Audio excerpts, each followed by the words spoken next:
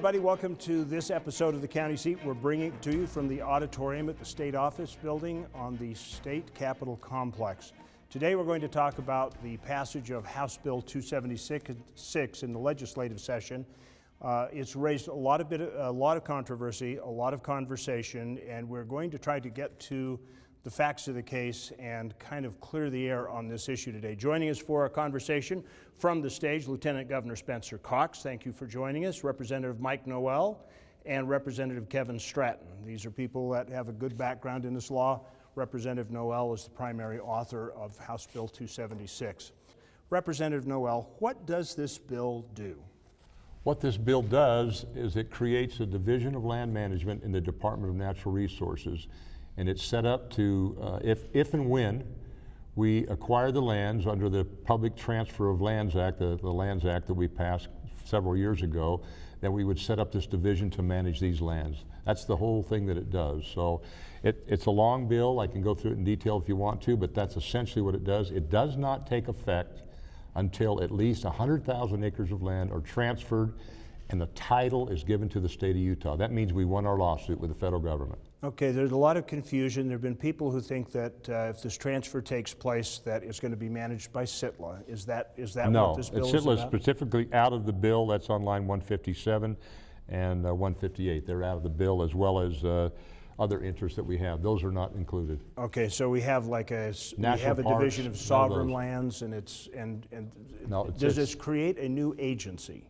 It creates a new entity under the department. I guess you could call it an agency. It doesn't create it now. It would create it when we get the land back. And there's a reason for that, Chad, a specific reason. Does this basically kind of parallel the kinds of responsibilities that the BLM and the Forest Service currently have on lands? It does parallel those responsibilities. And the reason it does that is because there's literally billions of dollars worth of rights-of-ways, permits, oil and gas leases, roads, transportation, access to your private property that are already in statute, recorded on land title plats, the BLM public title plats, but nowhere in our counties do those appear. So those are the rights that we're trying to protect, so there's the land transfer, that if you have a grazing permit, you get to keep that grazing permit. If you have a mining lease, you keep that mining lease. If you have an access road to your private property, which you do, you keep it. If you have a television communications tower, that stays in place. It's a huge, huge undertaking to make that transition, which has taken over 100 years to build up in our state, and unwind that. That's what it does. Kevin, why do we need this bill? You've been involved in this whole land transfer thing, and you live up here on the Wasatch Front, so why do we need it? Thank you for the question. As we look at, maybe I could step back and let's look at from the 30,000 foot level just for a minute. Recognize that for the last 5 years, each legislative session has brought with it a group of bills to create the infrastructure to care for and take care of our public lands. We do not become the best managed state by accident. There's been a methodical, very careful, well thought out, provident approach to addressing the public lands needs in our state. The federal system is broken. We can't, we don't need to argue that. We need to have in place the proper infrastructure to receive that stewardship, to protect these wonderful lands that we have. Is this just one more step in many? This is one more step. Frankly, this bill, we've been working on it for several years in concept and dealing with it. The Commission of Stewardship Public Lands dealt with it through the interim several times. We appreciate the good work of Representative Noel, but recognize there's a good host of co-sponsors from the House that joined in the work here. And recognize also that something this big, this vast needs time to percolate. And what we've done is we've created a foundation that can now be built upon, and even the foundation adjusted as need be. This allows us to move forward on a long, well thought out path to making sure that the public lands in the state of Utah represent what we value as citizens. There's existing rights, as Representative Noel discussed, and it's a huge 31 million acres. That is a huge, that's the size twice the size of the state of New York, many, many times the size of Rhode Island. This is a big deal, and we need to be thinking ahead. And we don't become the best managed state by accident. And this is one of the steps along the way. Very good. Lieutenant Governor Cox, how does the governor's office feel about this bill and how it's progressed to this point? Well, we watched through the session. We've had many discussions over years with both of these good representatives and others, and we're very excited about where this leads us. That's been one of the biggest complaints that we've had, is that the state of Utah, even if they did get the lands back, what are they going to do? They don't have anything in place. There's no way that transition could happen, and that's why this matters so much. That's why Representative Noel was wise to bring this forward, because again, it lays that foundation for us, if and when that happens, to be ready. Has the governor given any indication to your office how he feels about it when it hits his desk for signature? He has, and as of right now, the governor is planning on signing it. We were very surprised by some of the controversy that's come out of this, because we've had every attorney we know look at this, and there's just no foundation for that. It doesn't change anything, especially when it comes to law enforcement with our sheriffs, and so we were as surprised as anyone when we heard that this was controversial at all. I appreciate that extremely good segue, because that will be our next segment. We're going to take a break from the county seat. When we come back, we are going to take on some of the criticism directly and get some answers about what the bill does and doesn't do. Stay with us on the county seat. There is a place where looking out means looking in, where an impression lasting only a few seconds will be imprinted on a life forever, where courage is forged and innocence rediscovered, where remembering is rewarding and forgetting unforgettable.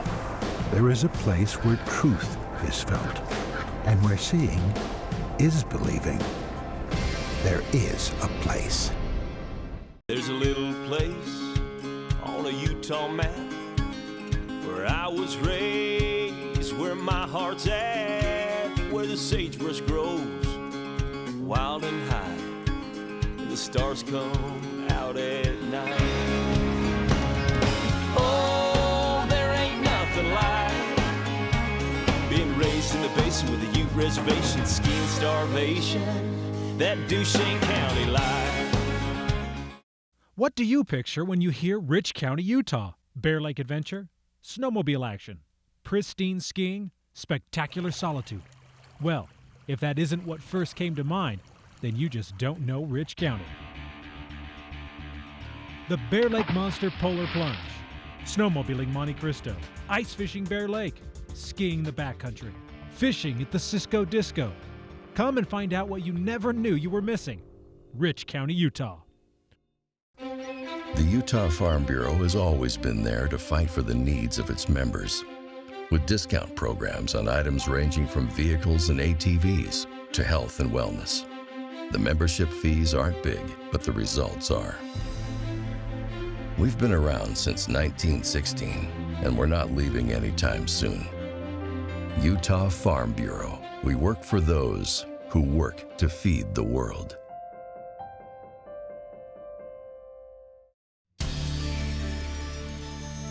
Welcome back to the county seat. We're talking about House Bill 276. We kind of covered in the first block of this program what the bill is, the need for it, kind of some of that information. Now we want to talk about some of the criticism that's come up on the bill that has been circulating through social media and on the radio with a couple of programs.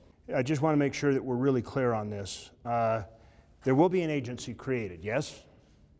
Well, if the land transfers, it'll only be created if 100,000 acres are transferred under the Transfer Public Lands Act, which says specifically, we want to get a deed. We want to get, if this happens, it's going to happen. So it's a ways out there. And it could be either congressionally transferred or it could be through the Supreme Court of the United States. Okay, so like I'm in cross-examination right now. Right. Will there be a new agency or division created when the governor signs the bill? No, absolutely not. No new division, no law enforcement, nothing's going to happen. It's a placeholder bill for the public to get their word in, to have these kind of talking points right now going on. So that's been a misconception. I've tried to explain that to people, but they don't seem to get it. So we won't see an agency on July 1st, not next year? Absolutely not. Not until there's land to manage? Absolutely not. Okay.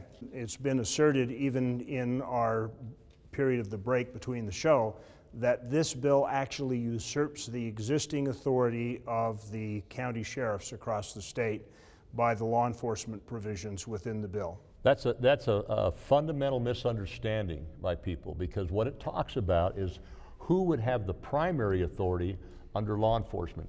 The overall top law enforcement person in the county will still remain the sheriff. He will be the top law enforcement. It's similar to what it says about wildlife resources. Those individuals, they're peace officers, they have the responsibility for Title 23.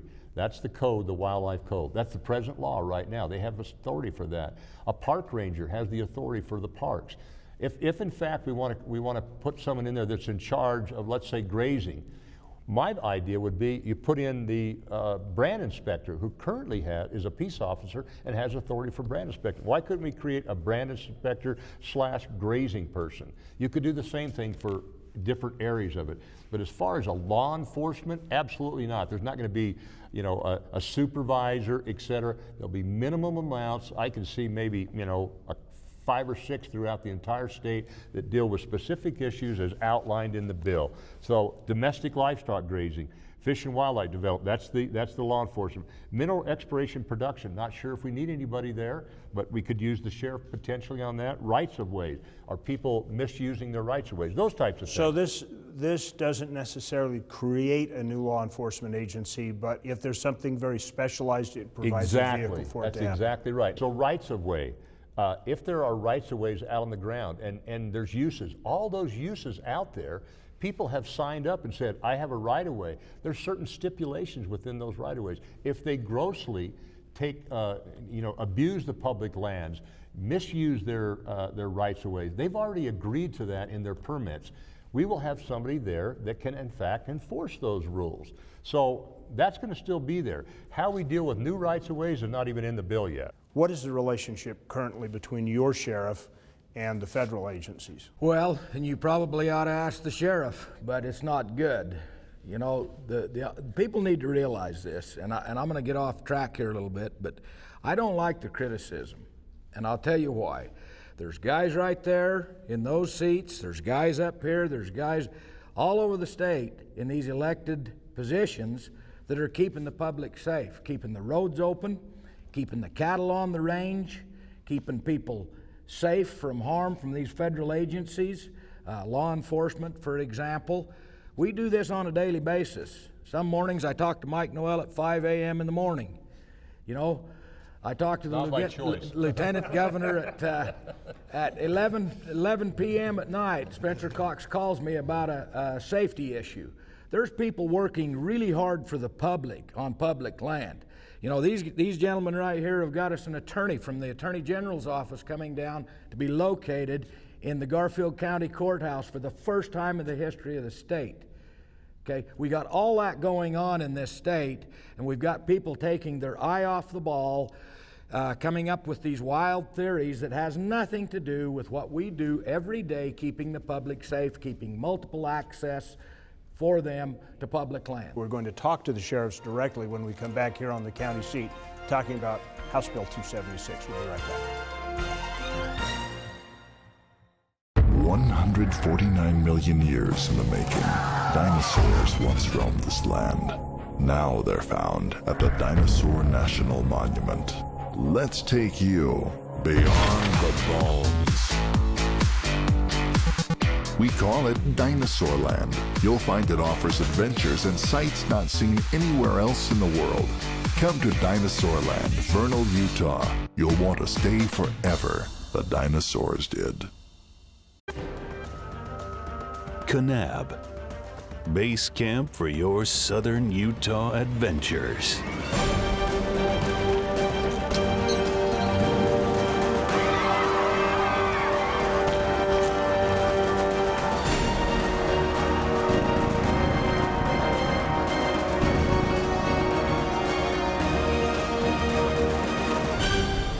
You belong in Kanab.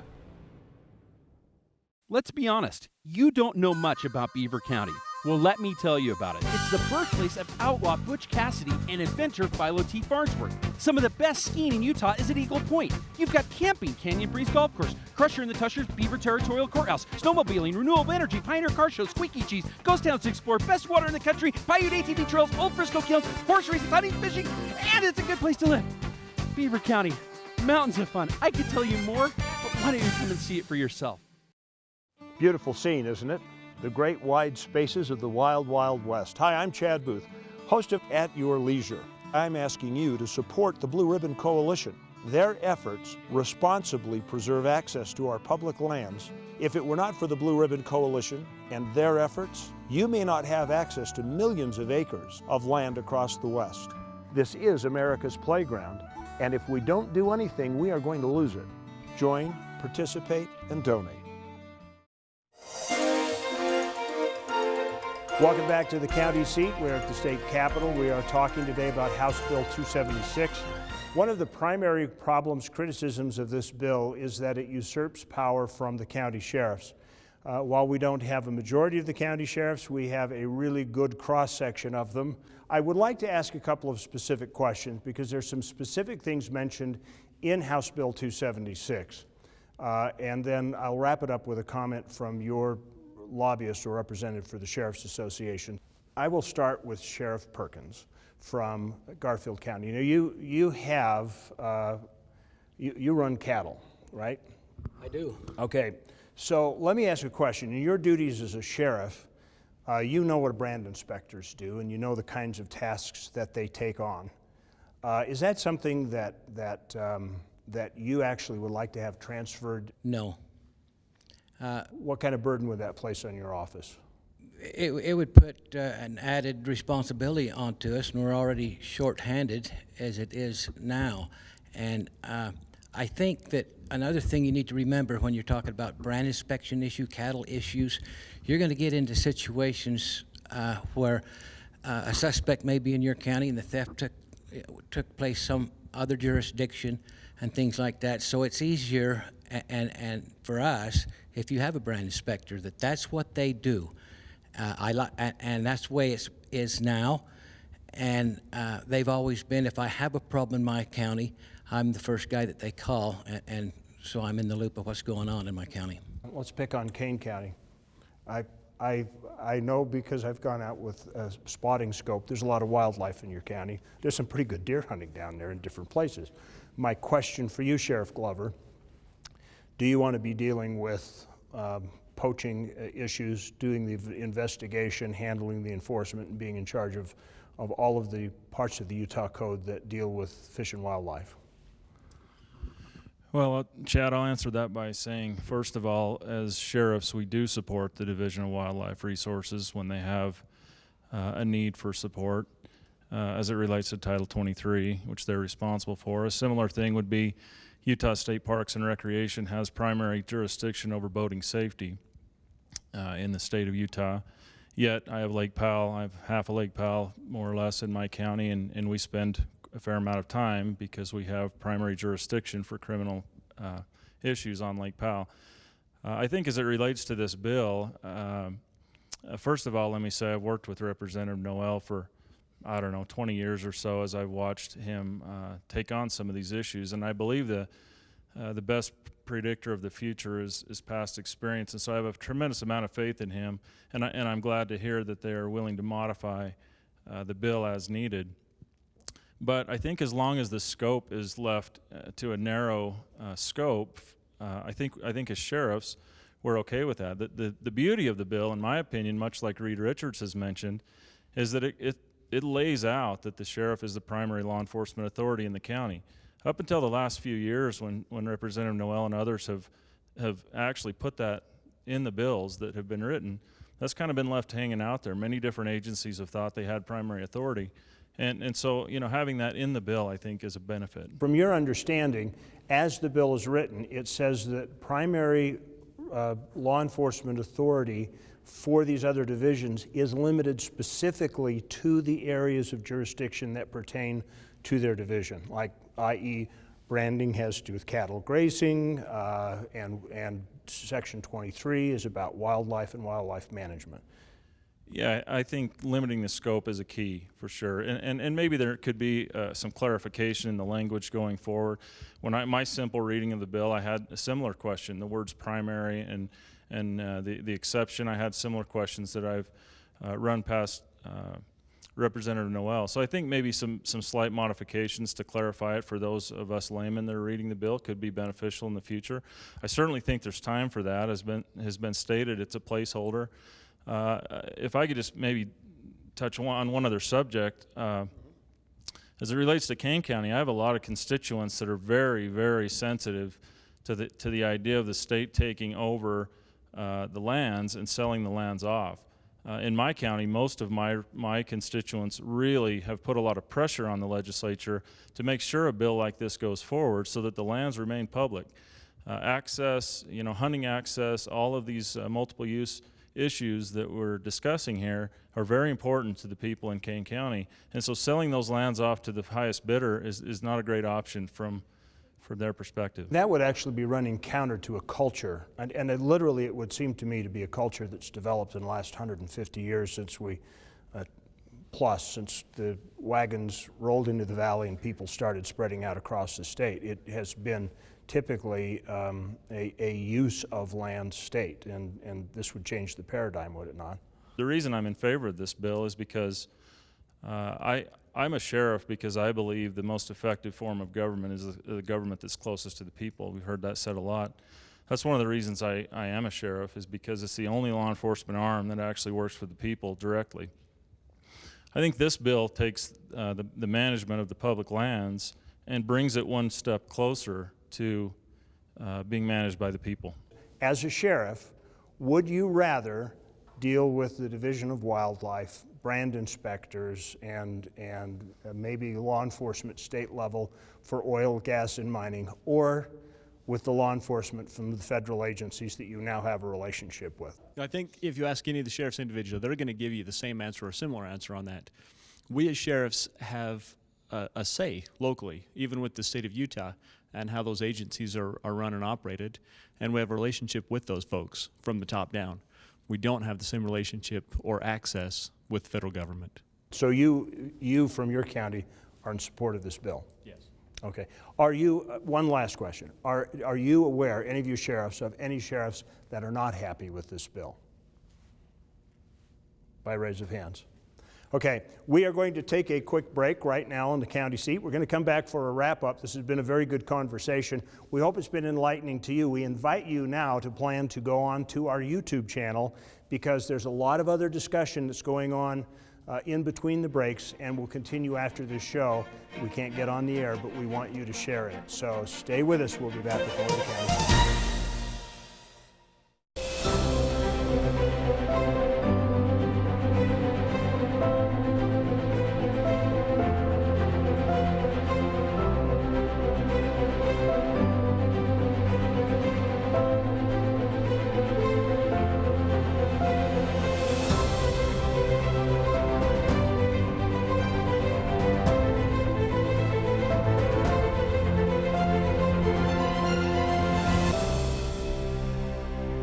What would you do with an extra day in Utah Valley? Explore the Wasatch Mountains? Snap a family photo at Bridal Veil Falls. Cool off on Utah Lake or the Provo River.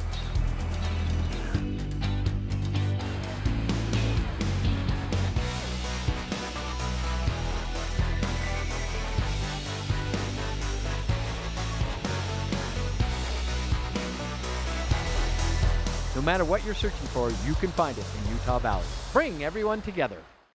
Color. It's something that can be seen. But have you ever wanted to reach out and touch it? Experience it. In San Juan County, Utah, color comes to life like nowhere else on earth. Color can be more than an abstract. Color can be your gateway to a new world. Visit San Juan County and explore the past, present, and future in a way that you've only dreamed of. San Juan County.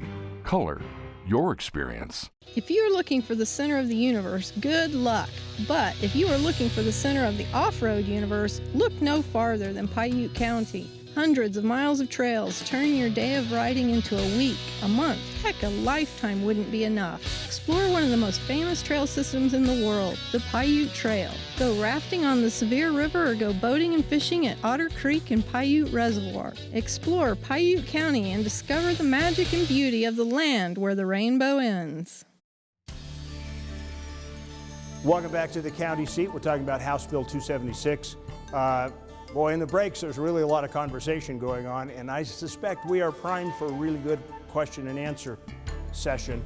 So if you want to keep watching, go to our YouTube channel. You can get to it by going to our webpage, thecountyseat.tv, and watch the dialogue that goes on around this program. I think you'll find it very informative. I do want to turn our attention back to our panel. We've got 3 minutes to wrap this up. I'm going to turn the time over to you, gentlemen. I would like, though, to have part of that response address something about constitutional sheriff, because I heard you bring that up, and that's a conversation that we've done a show on and is probably of interest. The time, gentlemen, is yours. I'm going to mention that because we've got Sheriff Jim Tracy from Utah County, and he mentioned it on another program here last week about a constitutional sheriff. The sheriff is not a constitutional officer in the state of Utah. And I believe there's sheriffs that want to go there. I think they want to make him a constitutional officer, so we protect that position. He's accountable to the people. I think that's a good thing. It's not in this bill, but I'm willing to discuss that and bring it forward. There's got to be a lot of dialogue on it because you're going to get into jurisdictional issues with the city cops. You're going to get into jurisdictional issues with the highway patrol. You're going to get in jurisdictional issues with all these people. But it's a discussion we need to have. It's a discussion that needs to come up. I'm 100% in favor of having that discussion. It doesn't affect this bill. People have said that this bill is good in some ways, but we don't like the way it's managed. Hey, that's great. I don't necessarily buy into every single thing in this bill. There may be a better way to manage it. That's why the counties are involved with this. That's why the Utah Association of Counties General Counsel that's here said it's a good bill. It doesn't take away any authority of the sheriff, but that doesn't mean we can't go back and make it a better bill. We do that all the time, Chad. Okay, yes, Kevin. You know, what I would say, and I am so grateful for those that are seeing things from a different perspective. The bill has gone through a lot of that so far, but we need every citizen of this state to weigh in on this because this is government by the people in its most wonderful form. We can't look at this bill as the final buzzer. This bill is a tip-off to the game. We tip off, we start the game, and we work together. We listen, and we coordinate, and we analyze and take the time necessary to get this right. But it's going to take some time, and you got to start the game to get there. So we're in the game, and we'll stay engaged. All right. Can you say something in 20 seconds? I can do it. Watch this. Okay, we got a lot of problems on public land. I mean, this is if and when it's transferred. Let's make sure we take care of business on public land with the problems we have every day. And it's the good sheriffs, commissioners, state representatives, it's all of us that are doing that on a daily basis. So let's just be careful and mindful of who we're criticizing and how we're doing it. Okay, very good. Gentlemen, thank you for joining us. Sheriff, thank you for joining us. Thank you, folks, for joining us at home. We appreciate your meeting us here each week on the county seat. Local government is where your life happens. Become involved, become part of the process, as we're going to continue to do with some of the folks that have shown up here today in our special online extension of this program. We'll look for you next week on the county seat.